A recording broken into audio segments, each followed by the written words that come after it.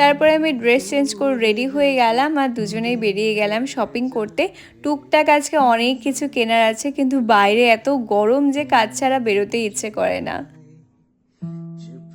এই তো ট্রেন্ডসে চলেও আসলাম, আর যেহেতু রাতুলের জিনিস কিনতে অনেক সময় লাগে তাই সবার প্রথমে মেল কালেকশনের দিকে চলে এসেছি। রাতুলও জিনিসগুলো দেখছিল, আর রাতুলের সাথে শপিং করতে আসলে একটা জিনিস যেটা দেখা যায় সেটা হচ্ছে রাতুল সবসময় ও জিনিস নিয়ে ভীষণ কনফিউজ থাকে, মানে ওর সাইজ, ওর জিনিসপত্রের কালার। দেখা যায় যে প্রথমে যে জিনিসটা ও অপছন্দ বলে রেখে দিয়েছিল শেষে গিয়ে ও সেটাই নেয়। তাই ওর সাথে শপিংয়ে গেলে ওকে আমি কোনো কিছুই চুজ করে দিই না, আমার প্রচণ্ড রাগ ওঠে। ও নিজের মতো চুজ করে এখন ট্রায়াল রুমে চলে গেল, আর ট্রায়াল রুমের বাইরে একটু মিরর ছিল বলে আমি ভিডিও করেছিলাম। আচ্ছা, আমার এই জিন্সটা তোমরা সবাই জিজ্ঞেস করো কোথা থেকে নেওয়া হয়েছে। এই জিন্সটা কিন্তু এই ট্রেন্ডসেরই কালেকশন। এই তো সোনু চলে আসলো, ওরও কিছু কেনাকাটা আছে যেহেতু ও জিমে জয়েন করছে। আর আমি আর সোনু ট্রায়াল রুমের বাইরে অনেকক্ষণ